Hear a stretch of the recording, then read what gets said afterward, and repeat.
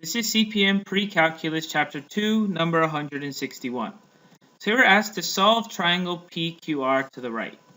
So to the right just means over to the right side of the page we have the triangle PQR, right?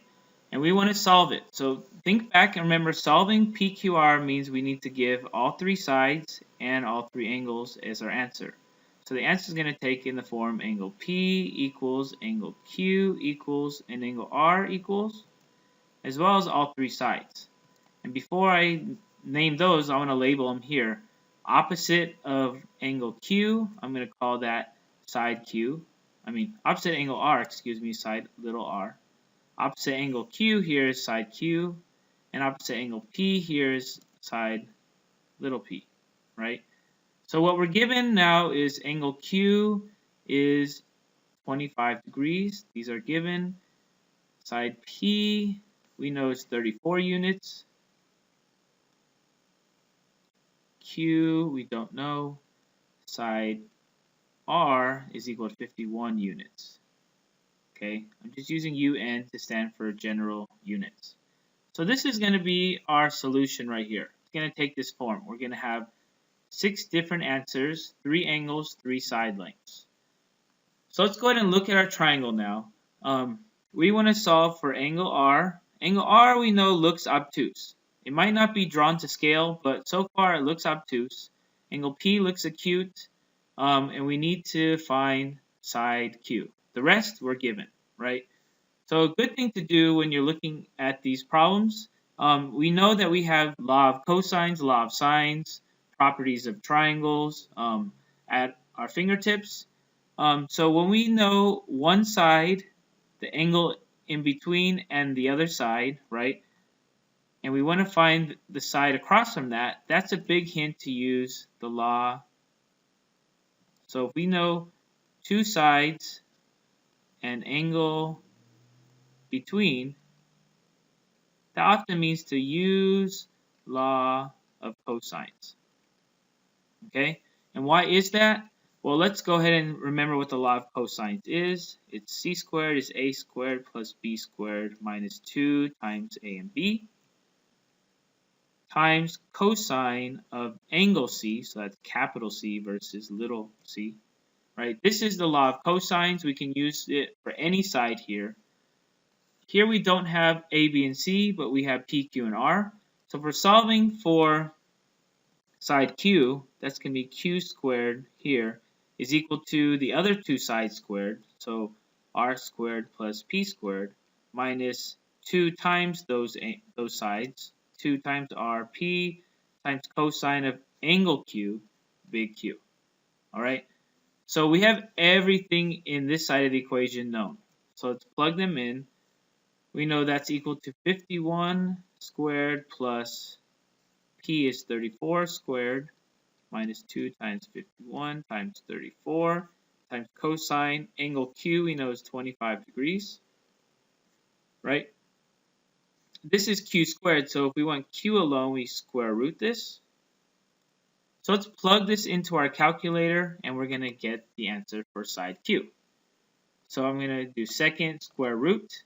It opens a parentheses. In the parentheses, I want 51 squared plus 34 squared minus 2 times 51 times 34 times cosine 25 degrees. Close the parentheses for cosine. Close the parentheses for the square root.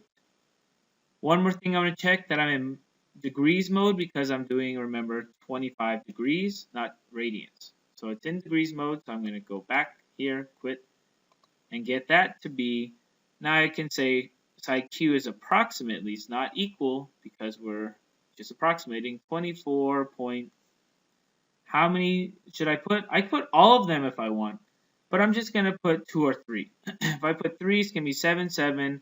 The third digit I round up because it's next to a 5, so it's going to be 24.778 units. Okay, and I'm saying units as UN. I'm going to go ahead and fill this into my chart. Q now is 24.778 units.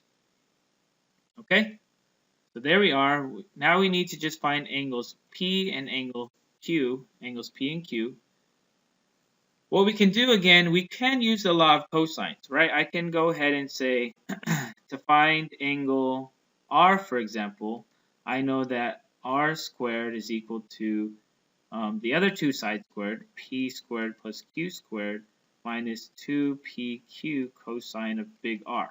And I know everything here except for big R, so I can solve for big R this way. That's using the law of cosines. I could also solve for R using the law of sines, but be careful when you use the law of sines. Like, let me just write this up here, caution, right? If you, with the law of sines, and what do we call this? This is obtuse angles may result in an acute angle answer, right? So this is a caution when using the law of sines. So knowing that caution, I don't want to use the law of sines to find R. But likewise, I could use the law of cosines to find angle P, right? Angle P then would be little p squared is equal to R squared plus Q squared minus 2RQ. Cosine here would be big P. I can find little p the same way I'd find R without worrying about the caution, because this angle is not, at least in this picture, is not obtuse, it's acute. It's less than 90 degrees. Or I can use the law of sines, right? The law of cosines, either way, we don't have to worry about. We only have to worry about the law of sines and acute angles, right? But law of sines, I don't want to use R in law of sines, so I can find angle P. To find angle P, I can go ahead and say sine of P divided by side P, little p, is equal to sine of Q divided by side Q, right? And I know all of these. I can go ahead and solve for P by multiplying both sides by P. Now it's just algebra. I'm going to finish this off, right? So I have sine of angle P is equal to sine Q times P divided by Q, right? Big Q on the top, little q on the bottom. To get P alone, I want to take the inverse sign to unwrap what the sign wraps P in. I have to take the inverse sign of the other side as well. So I'm at the P, angle P is equal to the inverse sign of angle Q times side P divided by side Q, right?